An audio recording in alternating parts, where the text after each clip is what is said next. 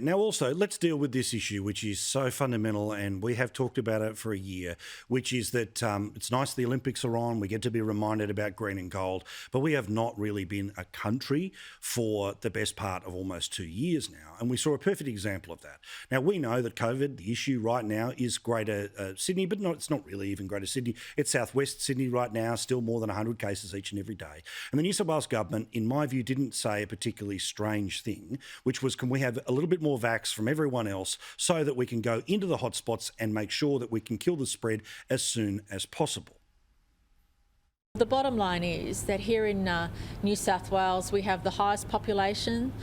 We've done the lion's share in bringing home Australians from overseas on behalf of all the other states, and we've also always advocated to keep our internal Australian borders open. And all right, so let's also see the response from the different states. Other states won't be providing their share of Pfizer to New South Wales. I understand their problem. I'll put it this way. I understand their problem, but we're not prepared to give our Pfizer over. We need to get people vaccinated just like every other state does.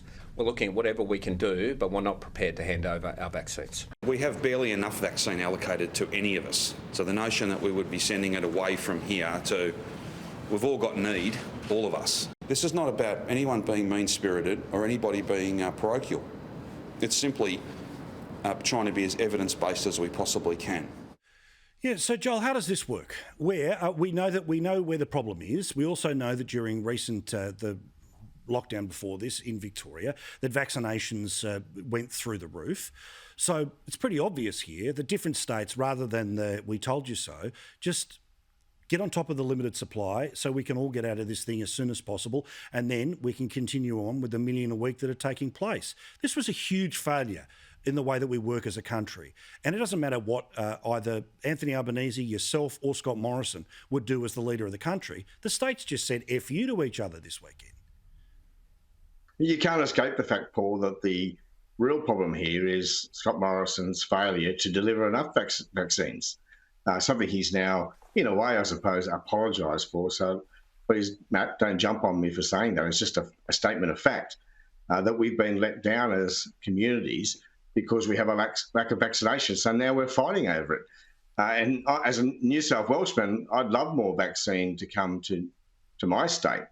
But you can understand the reaction of the other premiers when Gladys Berejiklian rejected this very proposition last year, when other states were in more trouble than New South Wales. And who knows, Paul, God forbid, maybe in 2 months' time, one of the other states will be in more trouble than is New South Wales. Now, Gladys talks about population, etc., but there is a current plan for the sharing of the vaccinations, of the vaccines, which is controlled by the Commonwealth, and no doubt population and other variables come into that equation. So I can understand the resistance from the other premiers. And by the way, I'm in the regions. I've got 2 Pfizer vaccines booked.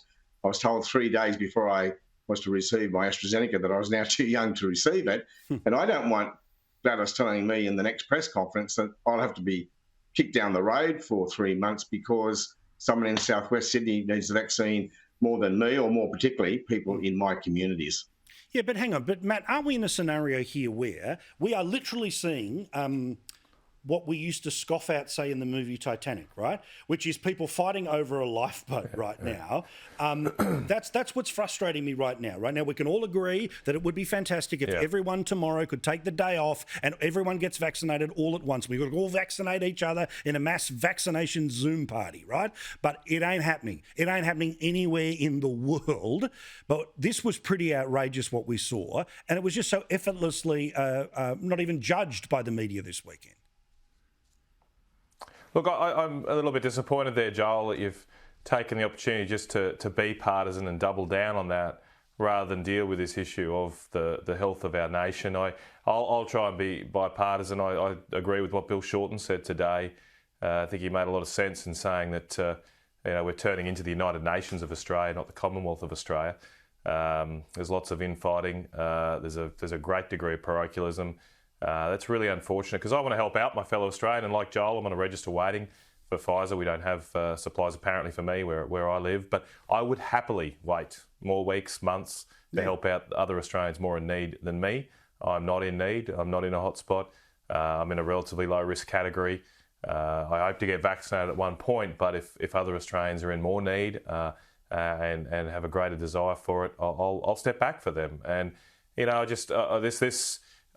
was hoping we'd get through COVID, and there was a lot of what we saw, the ugly things we saw were temporary. But I'm really worried this virus is doing a lot more damage to us than just those who catch it or those in hospital. It is destroying the fabric of our country, the unity of our country. It is destroying many of the long-held freedoms that we have, and we're all sort of hermit-like, going into our corners trying to look after ourselves rather than our fellow man. I hope we can rediscover that basic humanity, because I want to say to the people of Sydney, I would say we very much thank the people of Sydney when rural areas end up in drought or natural disaster. Quite often there's millions of dollars that come from Sydney out to help us. We really appreciate that. And I'd like to return that favour as much as we can while Sydney's doing it tough. Yeah, Joel, if your mate's house is on fire and you have a bucket, you don't just save it for yourself, right? Yeah, but Matt's suggesting we don't get back to the root cause, or we choose to ignore it, and that is that we just don't have enough fact. Yeah, okay, but we don't have enough. We've got to deal with it, though. In this There's also country. how we deal with it. How do we deal with it? That is but true. Even if we were on track, Joel, even if we were on track, we would not be where the UK is right now. That was never our timeline. We'd still be way below having herd immunity or anything like that. So we'd still be facing a significant outbreak in Sydney. Yes, albeit with a higher vaccination rate if things went to plan. So we have exactly the same question. And then there is the issue here as leaders and people in our parliament. We've got to deal with it here and now. Okay, we're here. What do we do about it? And how do we solve it? And I think we're going to solve it a lot better if we work together. Joel, respond, and then I want to move on. But every state, and in particular every capital city, is vulnerable. So by redirecting vaccines from one city to another, you extend an invitation for a new breakout, a new round of infections in another capital city. So surely we can understand why the premiers are reluctant to sign up to that endeavour. In the same way, Gladys Berejiklian in New South Wales was very reluctant when asked to do the same thing a year ago. But there wasn't a vaccine a year ago, and also in places like Western Australia, where the hard border is up to, among other places, like ACT with 0 cases, it's not getting in there in any other fashion than through hotel quarantine, which of course we've seen multiple times the state government screws up. And Joel, if that is to happen, if an outbreak is to occur in Rockhampton, where I live, or in the Hunter, where you are, I'd like to see vaccines redirected then. The issue should be that we should be flexible to respond to any such outbreaks that do occur, not be rigid in our response to it and completely heartless as the way the premiers are. We can't keep redirecting vaccines that don't exist.